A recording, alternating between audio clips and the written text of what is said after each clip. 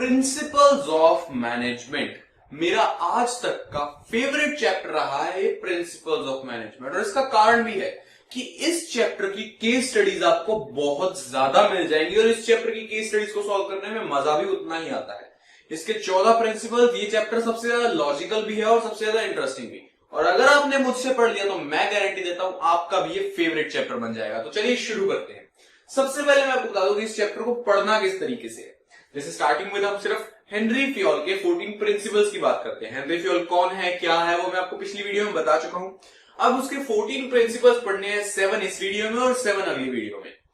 तो प्रिंसिपल्स को पढ़ना कैसे है? बेसिकली हर प्रिंसिपल का आपको मतलब पता होना चाहिए और एग्जाम में आपको एक केस देगा, एक सिचुएशन देगा, एक कंपनी की, एक ऑर्गेनाइजेशन की। आपको बताना है कौन सा प्रिंसिपल वहां लग रहा है और कौन सा नहीं लग रहा। तो उसके लिए आपको इन सबके मतलब क्लियर होने चाहिए। हम मतलब क्लियर करेंगे, उसके साथ हर प्रिंसिपल के अंदर कुछ वैल्यू पॉइंट्स डिस्कस करेंगे। होपफुली 3 पॉइंट्स और एक एग्जाम्पल। वो 3 पॉइंट्स विद 1 एग्जाम्पल अगर आप अच्छे से याद कर लो और उनको आप एग्जाम में लिख के आओ, मार्क्स पक्के। और अगर ये 3 पॉइंट्स मेरे बताए हुए याद कर लिए तो केस स्टडी भी कभी गलत नहीं होगी। स्टार्ट करते हैं पहले प्रिंसिपल, डिवीजन ऑफ वर्क से। तो डिवीजन ऑफ वर्क क्या कहता है, सोचो जरा। एक लाइव एग्जांपल लेके बात करते हैं। मेरे पास बंदे हैं 4। मुझे ऑर्डर आया कि ऐसे 20 व्हाइट बोर्ड बना के देने हैं, मैन्युफैक्चर करके देने हैं और मेरे पास काम करने वाले बंदे हैं 4। केस ए, मैं कहता हूं कि भाई 4 बंदे हो तुम, 5 तू बना, 5 तू बना, 5 तू बना, 5 तू बना, टोटल 20 हो जाएंगे, बेच देंगे। ठीक है, ये है पहला केस। ऑप्शन बी है, मैं कहता हूं कि 20 के 20 व्हाइट बोर्ड्स का ये व्हाइट वाला पोर्शन पहला बंदा, ये फ्रेम दूसरा बंदा, तीसरा बंदा इनके कॉर्नर्स बनाएगा, इसको फिनिशिंग देगा और चौथा बंदा ये सारा कुछ असेंबल कर देगा। मतलब एक बंदे को 20 व्हाइट बोर्ड का काम करना है लेकिन उसको कुछ पर्टिकुलर पोर्शन ऑफ वर्क करना है। तो आपके हिसाब से कौन सा ऑप्शन बेटर है, ए या बी? जिन्होंने कहा ए, कोई इशू नहीं है यार, अभी 12th में नहीं आए हो, धीरे धीरे सीख जाओगे। ए ऑप्शन बिल्कुल गलत है। और जिन्होंने कहा बी, कांग्रेचुलेशंस, आपका तुक्का या जो भी कह सकते हैं बिल्कुल सही निकला। बी ऑप्शन बेटर क्यों है? एक बात सोच के देखो, जब मैंने उसको कह दिया कि तू 20 के 20 व्हाइट बोर्ड्स का एक पर्टिकुलर सेक्शन काम करेगा, एक पर्टिकुलर चीज करेगा, तो वो उस काम को करते करते उसमें एक्सपर्ट हो जाएगा। अगर मैंने कह दिया 5 5 5 5, तो उसमें सबसे बड़ी दिक्कत क्या आएगी कि सारे ही पूरा का पूरा काम करेंगे और उसमें पजल हो जाएंगे और उसमें टाइम भी ज्यादा लगेगा, एफिशिएंसी भी गिरेगी क्योंकि रिसोर्सेज भी ज्यादा और इफेक्टिवनेस भी गिरेगी क्योंकि टाइम ज्यादा लग रहा है। इसलिए हम डिवीजन ऑफ वर्क कर देते हैं ताकि हमें बेनिफिट मिल सके। किस चीज का? स्पेशलाइजेशन का। We do division of work so that we can get the benefit of specialisation. Specialisation का बेनिफिट का क्या मतलब कि एक बंदा एक काम को कर करके उसमें एक्सपर्ट हो जाता है, उसमें स्पेशलिटी पा लेता है, तो उस काम की वो पर्टिकुलर चीज फुल परफेक्शन के साथ करता है और हमें पूरा प्रोडक्ट फुल्ली परफेक्ट मिलता है। ये है हमारा डिवीजन ऑफ वर्क। अब केस ए में ये प्रिंसिपल वायलेट हो रहा था और बी में फॉलो हो रहा था। फ्योल साहब कहते हैं कि ये मेरे दिए हुए प्रिंसिपल में से एक है और सारे प्रिंसिपल्स कुछ ऐसे ही हैं, कुछ सजेशन है कि आप इनको मानो और मानोगे तो रिजल्ट्स अच्छे आएंगे। हर प्रिंसिपल के अपने अपने फायदे हैं, अपने अपने नुकसान है। नुकसान ऐसे नहीं है कि इसको फॉलो करने का नुकसान है, इसको फॉलो करने के फायदे और इसको ना फॉलो करने के नुकसान। इस तरह से हमें पढ़ना है प्रिंसिपल्स को। तो भाई आपको केस स्टडीज मिली और आपने उसमें आइडेंटिफाई कर लिया कि हाँ ये वाला प्रिंसिपल फॉलो हो रहा है या वायलेट हो रहा है, जो भी हो रहा है आपको उसको एक्सप्लेन करना है। एक्सप्लेनेशन में क्या लिखेंगे? पहले कुछ लाइंस और फिर एक एग्जाम्पल। एग्जाम्पल मैं आपको बता चुका हूं, अपनी मर्जी का कोई भी एग्जाम्पल चुन सकते हो आप। और लाइन्स में क्या लिखेंगे आप? सबसे पहली चीज, ये पूरी चीज मैं यहां लिख नहीं रहा क्योंकि मेरा और आपका दोनों का बहुत ज्यादा टाइम वेस्ट होगा। मैं सिर्फ बोल रहा हूं, आप वीडियो को पॉज करके अपने नोट्स में लिख सकते हैं। पहली चीज की division of work must be done upon the interest and the capability of the person who is doing the work. जिस बंदे को आपने जो काम दिया उसका उस काम में इंटरेस्ट भी होना चाहिए, वो विलिंगली करना भी चाहे और वो कैपेबल भी होना चाहिए, वो कर सके भी। दोनों चीजें जरूरी हैं। आपने किसी को कोई काम दिया है, वो करना चाहता है लेकिन उसके पास वो कैपेबिलिटी नहीं है तो काम नहीं बनेगा। उसके पास वो कैपेबिलिटी तो है लेकिन वो करना ही नहीं चाहता तो भी बात नहीं बनेगी।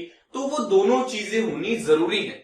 ठीक है, इसके बाद सेकेंड पॉइंट आता है कि हम डिवीजन ऑफ वर्क करते हैं to gain the benefit of specialisation. और तीसरा पॉइंट आता है जब एक बंदा एक ही काम को बार बार करता है वो उसमें स्पेशलिस्ट हो जाता है, और स्पेशलिस्ट होने के बाद क्वालिटी पीक पे होती है, पूरे प्रोडक्ट की क्वालिटी टॉप। पहला प्रिंसिपल खत्म होता है, डिवीजन ऑफ वर्क। बढ़ते हैं अगले प्रिंसिपल की तरफ जो है authority and responsibility. Authority and responsibility, मैं आपको अथॉरिटी और रिस्पॉन्सिबिलिटी का मतलब ऑलरेडी पिछली वीडियो में समझा चुका हूं। अगर आपने अब तक वो वीडियोस नहीं देखी तो यहां पर एक आई बटन होगा और उसमें वो पूरी प्लेलिस्ट पिंड है जिसमें मैंने पूरा पार्ट है step by step, topic by topic detail में करवा रखा है। आप जाइए और शुरू से पढ़ना शुरू कीजिए। हाँ, जिन्होंने देख लिया अथॉरिटी और रिस्पॉन्सिबिलिटी का मतलब क्लियर है, अगर नहीं है तो मैं एक बार लाइन में समराइज कर देता हूं कि authority is the power to give orders and obtain obedience. Obedience का मतलब समझते हो ना, लेटर के नीचे लिखते हैं योर्स ओबीडियंटली, आपका आज्ञाकारी, जो आप बोलोगे मैं वो करूंगा। ऑब्टेन ओबीडियंस मतलब मैं किसी को ऑर्डर दूं और उससे अपना काम करवाने की ताकत रखता हूं, वो मेरी अथॉरिटी है। और responsibility is the obligations to do a work as assigned by superior. जो काम मुझे मेरे सुपीरियर ने दिया है उसको पूरा करने का धक्का, वो मेरे ऊपर रिस्पॉन्सिबिलिटी है। तो इस प्रिंसिपल में पहली लाइन आप लिखोगे अथॉरिटी और रिस्पॉन्सिबिलिटी का मतलब क्या होता है। मतलब के बाद लिखोगे in this principle Henry Fayol wants to say that there must exist a balance between authority and responsibility given to a person to complete a task. एक बार फिर से, कि एक बंदे को कोई काम दिया गया करने के लिए, और वो काम करने के लिए जो उसको रिस्पॉन्सिबिलिटी दी गई वो काम उसकी रिस्पॉन्सिबिलिटी, और उसके लिए उसको अथॉरिटी भी दी जाएगी। उनमें एक बैलेंस होना चाहिए। अगर बैलेंस बिगड़ेगा तो बहुत दिक्कत होगी। इसको स्ट्रेट लैंग्वेज, हम अपनी लैंग्वेज में बताते हैं, फिर मैं आपको एनसीईआरटी लैंग्वेज में बताऊंगा। देखो, हेनरी फ्योल कहता है कि authority must be equal to responsibility, that authority must commensurate with the responsibility. अगर अथॉरिटी ज्यादा होगी तो दिक्कत, अगर अथॉरिटी कम होगी तो भी दिक्कत। कैसे? देखो, अगर मैंने किसी को काम दिया कि तेरे को आज रात के अंदर अंदर ये प्रेजेंटेशन पूरी करके लानी है कल सुबह तक मेरे पास, ये होगी उसकी रिस्पॉन्सिबिलिटी। और मैंने कहा तू ऑफिस में किसी की भी मदद नहीं ले सकता, खुद ही तेरे को काम करना है, ये मैंने उसको अथॉरिटी दे दी थोड़ी कम। ठीक है, in this case authority is less than responsibility. Responsibility बहुत ज्यादा है, एक रात में तेरे को पीपीटी पूरी करनी है और अथॉरिटी दी, ये होगी दिक्कत। तो आने वाले टाइम में क्या होगा कि वो काम कर नहीं पाएगा। अगर मैंने अथॉरिटी कम और रिस्पॉन्सिबिलिटी ज्यादा दिया तो टास्क ही पूरा नहीं होगा, ये दिक्कत आएगी। अगर मैं अथॉरिटी ज्यादा दे दूं, रिस्पॉन्सिबिलिटी कम दे दूं, तो क्या होगा, पावर का मिसयूज हो जाएगा। जैसे अगर मैंने कहा कि कल सुबह तक प्रेजेंटेशन करके लानी है और तू जिसको चाहे जितनी चाहे मदद ले सकता है, कोई चक्कर नहीं, और अगर कोई तेरी मदद करने को मना कर देना उसको जॉब से निकाल दियो, तेरे हाथ में पावर है, तो उसको जो बंदा अच्छा लगता है जिससे दिक्कत है उसको निकाल देगा। अगर आप अथॉरिटी एक्सेस में दोगे, जितनी जरूरत भी नहीं है, जॉब से निकालने वाली बात की जरूरत थी नहीं थी लेकिन मैंने दे दी, तो उसका मिसयूज हो जाएगा। अब मेरा काम है आपको प्रिसाइज लैंग्वेज देना जिसके आपको मार्क्स मिले, तो एनसीईआरटी वाली लाइन बताता हूं एक बार मैं। जैसे पहली लाइन में मतलब, दूसरी लाइन में authority given must commensurate with the responsibility assigned. तीसरी लाइन जो बिल्कुल मेजर लाइन है, management should build safeguards against the abuse of managerial authority as assigned to a person and it must also ensure that enough authority is given for the task to be completed. देखो, इस बात का सीधा सा मतलब था कि management को ध्यान रखना पड़ेगा अथॉरिटी इतनी ना हो कि उसका मिसयूज हो जाए, लेकिन उसको यह भी श्योर करना पड़ेगा कि अथॉरिटी कम से कम इतनी तो हो कि काम पूरा हो जाए। जरूरी नहीं है आप इस लाइन को एज इट इज उठा के लिखो, आप अपनी लैंग्वेज में लिखो, आपको कोई मना नहीं कर रहा, टीचर जरूर टिक करेगा और आपको मार्क्स देगा, लेकिन अगर आप इसको एज इट इज याद करके लिख सकते हो तो बहुत अच्छी बात है। इंडियन एजुकेशन सिस्टम का सबसे बड़ा फ्लॉ है, ये सबसे बड़ी कमी है कि यहाँ पे रट्टे को प्रमोट किया जाता है, और मैं इसका शिकार हूं, और मेरी बदकिस्मती है कि मैं आपको भी यही सिखा रहा हूं। कुछ नहीं कर सकते हम सिर्फ तब कर सकते हैं जब इसी सिस्टम में पढ़ के एक बड़े नाम पे पहुंच जाएंगे, और तब हम अथॉरिटीज को चैलेंज करके कुछ कह सकते हैं। अभी के लिए हमें अपने चैलेंजेस को एक्सेप्ट करना होगा और जो है उसे मानना होगा, क्योंकि चांसेस अगर आपके 100 आ रहे होंगे ना और डेफिनेशन उसको परफेक्ट नहीं लगी, वो आपका हाफ मार्क काट ले। 99 and half will round off to 99, और सिर्फ इतनी ही चीज के पीछे आप 1 मार्क से रह जाओगे, बहुत दुख होगा। तो कोशिश करो जहां तक पॉसिबल है आप बुकिश लैंग्वेज को मेमोराइज करो। नहीं होता कोई धक्का नहीं है, आपको मतलब क्लियर होना चाहिए, मार्क्स बिल्कुल मिलेंगे, लेकिन बहुत रेयर केसेस में दिक्कत आ जाती है। ये ऑफ द टॉपिक हो गया थोड़ा, बढ़ते हैं हम अगले, इसका एग्जाम्पल भी हो गया, 3 पॉइंट्स भी हो गए, तो बढ़ते हैं हम अगले प्रिंसिपल की तरफ जिसका नाम है डिसिप्लिन। देखो डिसिप्लिन का मतलब हम सबको पता है, स्कूल जाते हैं बार बार टीचर हमें डिसिप्लिन पे फोकस करते हैं, मतलब पता है। फेयोल साहब भी डिसिप्लिन का मतलब वही कहना चाहते थे। वो कहना चाहते हैं कि जब ऑर्गेनाइजेशन में रूल्स एंड रेगुलेशंस का पालन हो रहा है, the following of rules and regulations in the organisation is known as discipline. ये है हमारा डिसिप्लिन। अब इसके 3 पॉइंट्स क्या हैं? सबसे पहला पॉइंट जो मैं आपको बता चुका हूं, the following of rules and regulations in an organisation is called discipline. दूसरा point, discipline in an organisation guarantees smooth running of operations and achievement of goals efficiently and effectively. ठीक है। तीसरा पॉइंट, डिसिप्लिन होगा या नहीं होगा ये पता कैसे लगेगा? डिसिप्लिन होने के लिए ये 4 चीजें होनी बहुत जरूरी है। अब ये 4 चीजें जो मैं आपको बताने जा रहा हूं ना, ये 1 2 3 एंड 4, ये 4 चीजों को अच्छे से बाय हार्ट मेमोराइज करना है, क्योंकि ये 4 चीजें ही आपको केस स्टडी में पहचानने में हेल्प करेंगी। यहाँ डिसिप्लिन लग रहा है या वायलेट हो रहा है या कुछ नहीं हो रहा, ये 4 चीजें ही इसकी जान है। हर प्रिंसिपल में ना कुछ एक पॉइंट होगा, बाकी ऊपर नीचे वाली लाइन फालतू फालतू नहीं आपको लिखनी है, उसके मार्क्स हैं, लेकिन एक ऐसा क्रक्स होगा जिसको पहचान के आप केस स्टडी आइडेंटिफाई कर सकते हो। डिवीजन ऑफ वर्क में स्पेशलाइजेशन की बात आएगी, अथॉरिटी रिस्पॉन्सिबिलिटी में कम ज्यादा आएगी, मिसयूज की बात आएगी, या फिर काम नहीं पूरा होगा। और इसमें ये 4 बातें जो मैं आपको बताने जा रहा हूं। सबसे पहली चीज, क्लियर एंड फेयर एग्रीमेंट्स। जो भी एग्रीमेंट है वो बिल्कुल साफ हो, क्लियर हो, उसमें कोई शक की, कोई अलग क्वेश्चन अराइज होने की गुंजाइश ना हो। जो भी कुछ है वो मेंशन हो, रिटन हो और बिल्कुल फेयर फॉर्म में हो। सेकेंड चीज, हर लेवल पे जो सुपीरियर है वो अच्छा हो, good superior at all level. अच्छा इन द सेंस वो अपने सबऑर्डिनेट की बात को सुनने वाला हो, उन्हें ढंग से समझाने वाला हो कि क्या किया जाए और क्या ना किया जाए, उनपे गुस्सा करके उनपे सामान थोपने वाला ना हो, उनको समझाने वाला हो, अपील करने वाला हो, रूड ना हो। ये है गुड सुपीरियर। थर्ड चीज है application of judicial penalties. Judicial penalties मतलब जहां पे जायज है वहां पे आप पेनल्टीज भी लगाओ। Penalty in the sense fine हो सकता है, कोई पनिशमेंट हो सकती है, कोई 7-8 दिन की सैलरी कट हो सकती है, कुछ भी हो सकता है। अगर आपको लगता है किसी की गलती है तो उसको as per punishment judicious penalty देनी बनती है। ये डिसिप्लिन है। और चौथी और आखिरी चीज है, managers as well as workers must reside on their commitments. जो कमिटमेंट्स आपने इन एग्रीमेंट्स में की हैं उनको फॉलो करो, अपनी कमिटमेंट पे डटे रहो, अपनी जबान से मुकरो मत। ये चीज है डिसिप्लिन। बढ़ते हैं अगले प्रिंसिपल। अरे इसका एक एग्जाम्पल रह गया। एग्जाम्पल की अगर बात करें तो डिसिप्लिन का एग्जाम्पल क्या हो सकता है? आप थोड़ा सा अपने माइंड में सोचिए, वीडियो को पॉज करके, नहीं तो मैं बताता हूं। एक टाइम आया जब एक कंपनी में सेल्स बहुत गिर गई। सेल्स क्यों गिर गई? क्योंकि मार्केट में डिमांड ही नहीं थी, और मार्केट में डिमांड नहीं थी तो कंपनी बिल्कुल डूबने वाली थी। उसके जस्ट बाद एक टाइम आता है जब मार्केट में डिमांड एकदम हाई होगी और कंपनी के पास स्टॉक ही नहीं है बेचने के लिए, क्योंकि कंपनी ने तो कम बना रखा था कि मार्केट में डिमांड तो है नहीं। तो कंपनी ने अपने एम्प्लॉय से अपील किया कि तुम ओवर टाइम करो प्लीज, ताकि हम ज्यादा स्टॉक बना पाए और ज्यादा बेच पाए, क्योंकि मार्केट में डिमांड तो है। यहां तक ओके केस। इसके बाद क्या हुआ? एम्प्लॉयज कहते हैं हम ओवर टाइम क्यों करें, हमारा क्या फायदा। तो कंपनी के मैनेजर ने उन्हें प्रॉमिस किया कि मैं प्रॉमिस करता हूं तुम ओवर टाइम करो, जब कंपनी को प्रॉफिट होगा तो उसमें से तुम्हें शेयर दिया जाएगा, प्रॉफिट का डायरेक्ट शेयर, कुछ परसेंटेज। एम्प्लॉयज बहुत खुश हुए, दबादब काम करने लगे, रातों रात ओवर टाइम 16-16 घंटे काम करने के बाद स्टॉक बहुत ज्यादा हो गया, स्टॉक बेच भी दिया, पैसे भी आ गए। लेकिन जब एम्प्लॉयज पैसे मांगने आए कि हमें हमारा शेयर दो, तो मैनेजर मुकर गया कि मैं आपको पैसे वैसे नहीं दे रहा, क्या प्रूफ है कि मैंने कहा था। ये है वायलेशन ऑफ डिसिप्लिन। इस केस में डिसिप्लिन नाम का प्रिंसिपल वायलेट हुआ है। ये है हमारी दिक्कत। फेयोल साहब का कहना है कि डिसिप्लिन जैसे प्रिंसिपल को किसी भी केस में वायलेट करना सही नहीं है। तो अगले प्रिंसिपल की ओर बढ़ते हैं, जो है यूनिटी ऑफ कमांड। सबसे सिंपल प्रिंसिपल, सबसे सिंपल। यूनिटी ऑफ कमांड में फेयोल साहब का कहना है कि एक बंदे को एक ही बंदे से ऑर्डर मिलना चाहिए। मतलब कि one subordinate must receive orders from only one superior. एक बंदे को एक ही बंदे से ऑर्डर मिलना चाहिए, नहीं तो वो बेचारा कंफ्यूज हो जाएगा। पहली लाइन ये, जिनको समझ नहीं आया उनको एक एग्जांपल देते हैं। सेल्समैन को सेल्स मैनेजर आया, कहता मेरी बात सुन, 10% डिस्काउंट देना ताकि सेल्स ज्यादा से ज्यादा हो। सेल्स मैनेजर तो यही चाहता है कि सेल बढ़े, 10% डिस्काउंट देना, तो बात खत्म।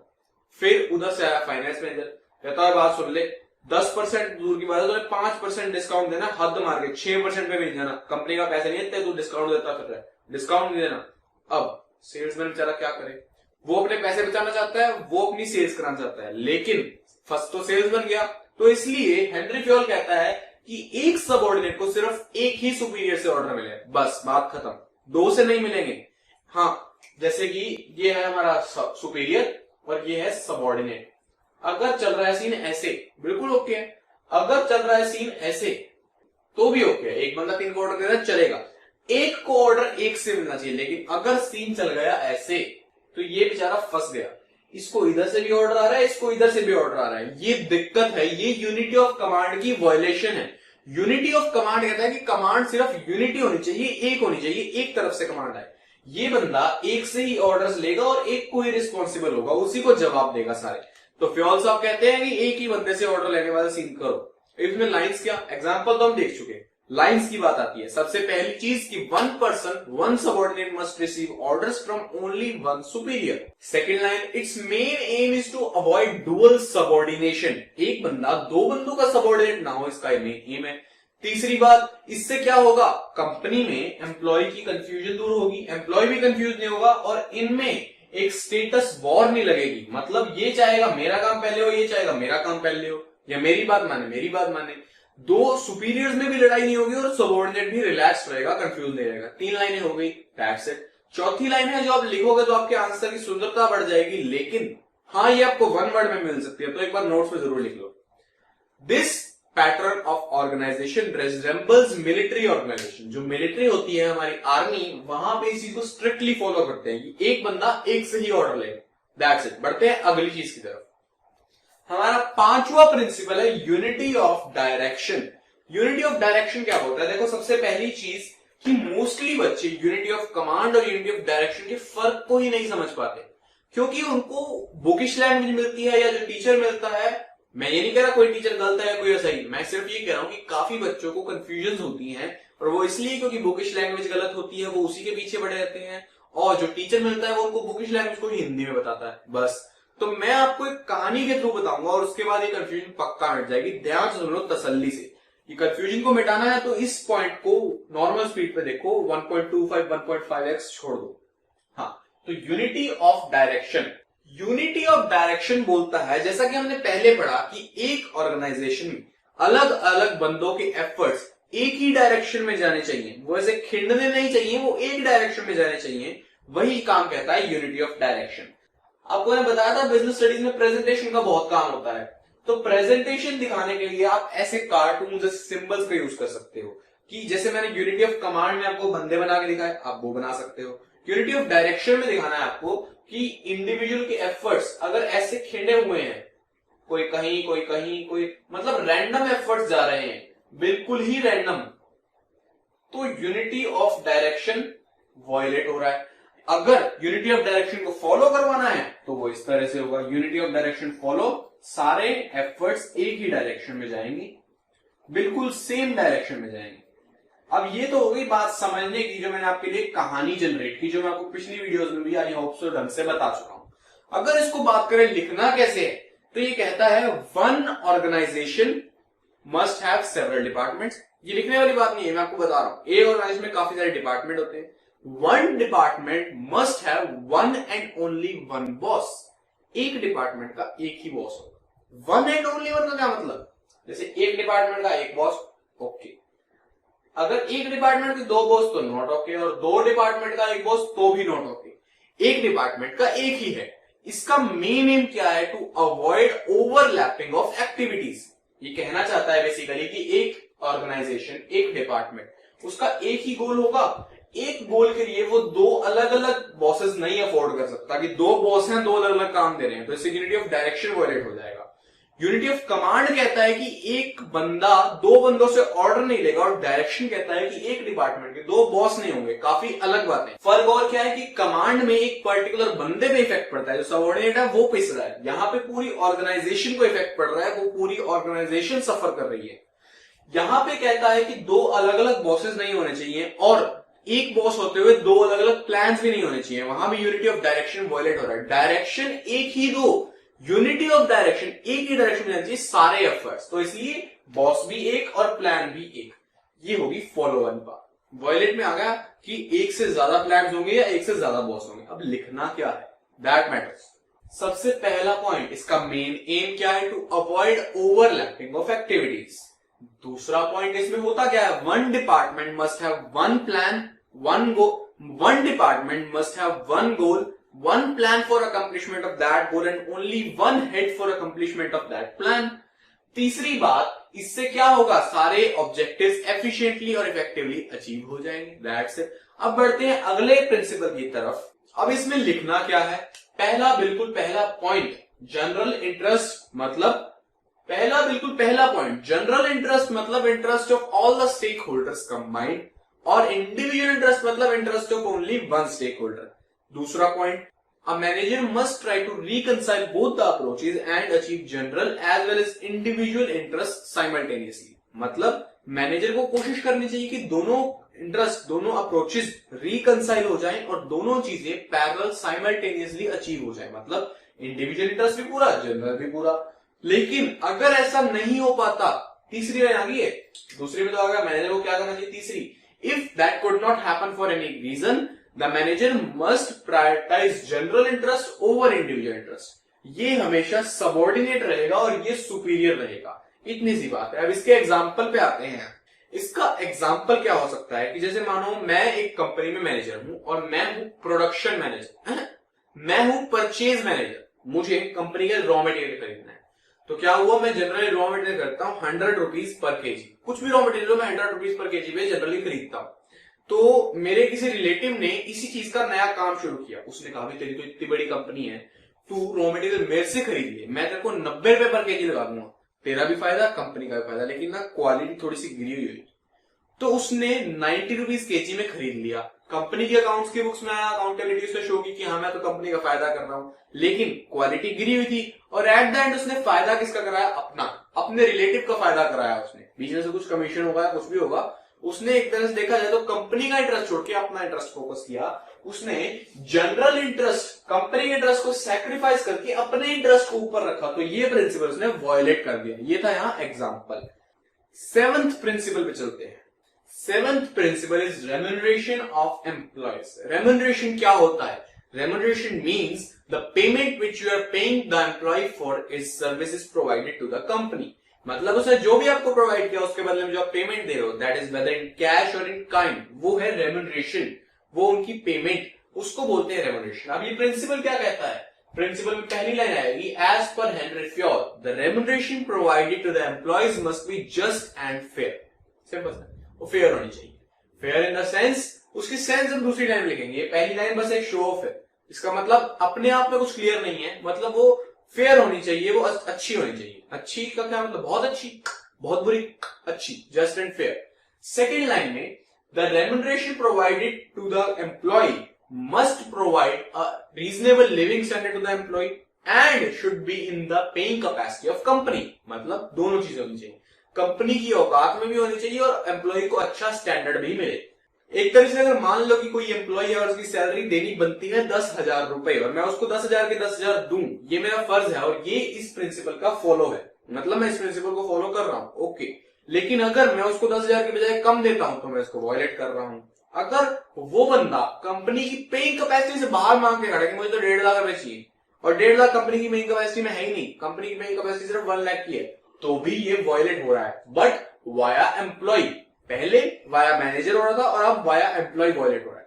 ये प्रिंसिपल दो बातें कहता है कि एक तो कंपनी की पेइंग कैपेसिटी में और एक एम्प्लॉय को रीजनेबल स्टैंडर्ड ऑफ लिविंग मिल जाए, ठीक है। और तीसरी लाइन इस पे क्या लिखनी है? कंक्लूडिंग लाइन क्या लिखनी है? This ensures cordial relations, cordial मतलब अच्छे relation between management and the subordinates so that cooperation must be achieved easily in further times and goals must be achieved effectively and efficiently। goals वाली line है ना, goals must be achieved effectively and efficiently, हर जगह चिपका दो, हर जगह अच्छी लगती है। मतलब आने वाले टाइम में मैनेजमेंट और एम्प्लॉयज के रिलेशन अच्छे हो जाएंगे, वो कोऑपरेट करेंगे, दिल से कोऑपरेट करेंगे और अचीवमेंट हो जाएगी गोल्स की एफिशिएंटली और इफेक्टिवली। हमारा ये 7वां प्रिंसिपल पूरा। इसी के साथ आज की वीडियो करते हैं खत्म। कंक्लूजन मैं नहीं देने वाला हूं, कंक्लूजन अगली वीडियो के एंड में आपको 14 प्रिंसिपल्स का इकट्ठा मिल जाएगा। और वीडियो को लाइक शेयर आपकी मर्जी, मैंने आपको पहले से कह रखा है कि आप एक समझदार व्यूअर हैं, अच्छी लगेगी तो अपने आप करेंगे। और यहाँ पे पूरी की पूरी प्लेलिस्ट पिन कर रखी है मैंने, अगर आपको वीडियो देखनी है तो पार्ट ए की वीडियो सीरियल वाइज हर टॉपिक की मिल जाएंगी आपको। एक और बात कि सब्सक्राइब जरूर कर देना ताकि आपको नोटिफिकेशन और मुझे मोटिवेशन मिलती रहे। अगली वीडियो में मिलते हैं जहां अगले 7 प्रिंसिपल्स पे बात करेंगे और वो भी आज ही के दिन आपको मिल जाएंगी। So thank you guys, bye bye.